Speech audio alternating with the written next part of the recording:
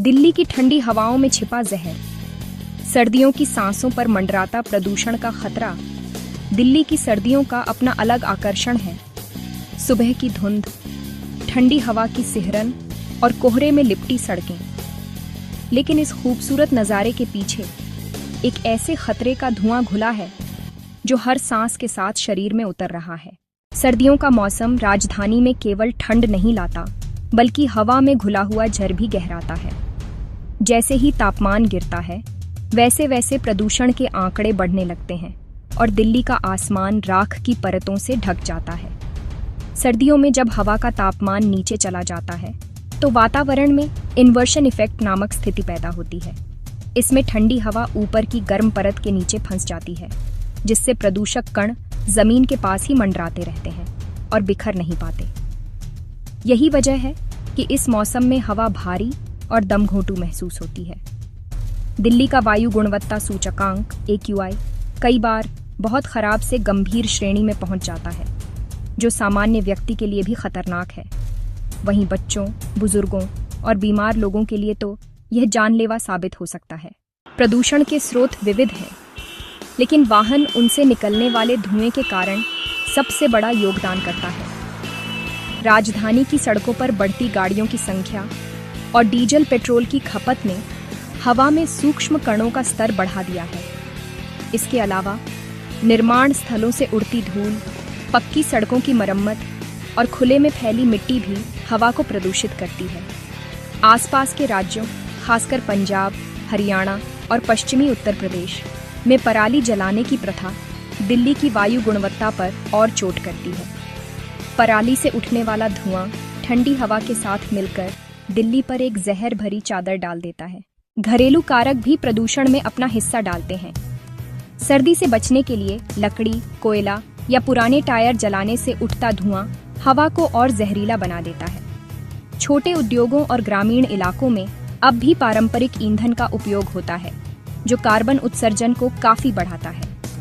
परिणाम स्वरूप दिल्ली और आसपास के क्षेत्र एक विशाल गैस चैम्बर की तरह प्रतीत होते हैं, जहां हर सांस लेना स्वास्थ्य के लिए चुनौती बन जाता है। स्वास्थ्य पर इसके दुष्प्रभाव बेहद चिंताजनक हैं। प्रदूषित हवा में मौजूद महीन कण फेफड़ों की गहराई तक पहुंचते हैं और वहां जमा होकर सांस संबंधी बीमारियां पैदा करते हैं। अस्थमा, ब्रोंकाइटिस, खांसी और सीने में जकड़न जैसी समस्याएं सर्दियों में आम हो जाती हैं। दीर्घकालिक रूप से यह प्रदूषण हृदय रोग, उच्च रक्तचाप, मस्तिष्क स्ट्रोक और मानसिक तनाव जैसी स्थितियों को भी जन्म देता है। विशेष रूप से बच्चों के विकसित होते फेफड़ों और बुजुर्गों की कम प्रतिरोधक क्षमता के लिए यह प्रदूषण घातक साबित होता है। केवल मनुष्य ही नहीं, बल्कि पक्षी, पालतू जानवर और पौधे भी इस जहरीली हवा से प्रभावित होते हैं। उनकी गतिविधियां सुस्त पड़ जाती हैं और पारिस्थितिकी तंत्र का संतुलन बिगड़ जाता है। दिल्ली की हवा को साफ रखने के लिए केवल सरकार की कोशिशें पर्याप्त नहीं हैं। इसके लिए समाज की सामूहिक भागीदारी जरूरी है। आम नागरिक कुछ सरल परंतु कारगर उपायों को अपनाकर इसमें योगदान दे सकते हैं, जैसे घरों में एयर प्यूरीफायर का उपयोग, मास्क पहनना, अनावश्यक वाहन प्रयोग को सीमित करना और सार्वजनिक परिवहन या कारपूलिंग को प्राथमिकता देना। इलेक्ट्रिक वाहनों को बढ़ावा देना और वाहनों की नियमित जांच से भी प्रदूषण नियंत्रण में मदद मिल सकती है। निर्माण स्थलों पर धूल नियंत्रण के उपायों जैसे पानी का छिड़काव और ढकी हुई सामग्री का प्रयोग अनिवार्य किया जाना चाहिए। वहीं पराली जलाने की प्रथा के लिए किसानों को वैकल्पिक उपाय प्रदान करने की दिशा में ठोस कदम उठाने होंगे। सरकार द्वारा लागू किया गया graded response action plan GRAP इस दिशा में एक महत्वपूर्ण नीति है, जिसके तहत वायु की गुणवत्ता के अनुसार चरणबद्ध तरीके से सख्त कदम उठाए जाते हैं। जैसे जैसे प्रदूषण के स्तर में बढ़ोतरी होती है, वैसे वैसे निर्माण कार्यों पर रोक, स्कूलों की छुट्टियां, वाणिज्यिक वाहनों पर पाबंदी और औद्योगिक उत्सर्जन नियंत्रण जैसे उपाय लागू किए जाते हैं। हालांकि नीतिगत सुधारों और दीर्घकालिक योजनाओं की आवश्यकता अब भी बनी हुई है। स्वच्छ ऊर्जा स्रोतों जैसे सौर, जल और पवन ऊर्जा को प्राथमिकता देना, हरित परिवहन को प्रोत्साहित करना और शहरी नियोजन में पर्यावरणीय मानकों का समावेश इस समस्या से स्थायी समाधान दे सकता है।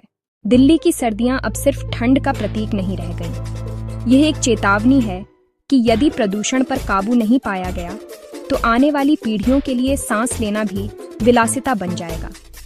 इसलिए यह केवल सरकार या पर्यावरण कार्यकर्ताओं का विषय नहीं, बल्कि हर नागरिक की जिम्मेदारी है। जब प्रत्येक व्यक्ति अपने हिस्से की भूमिका निभाएगा, प्रदूषण कम करेगा, पेड़ लगाएगा और जागरूकता फैलाएगा, तभी दिल्ली की हवा एक बार फिर जीवनदायी बन सकेगी। अगर आपको वीडियो अच्छा लगा हो तो चैनल को सब्सक्राइब करें एवं अपने मित्रों को शेयर करें। धन्यवाद।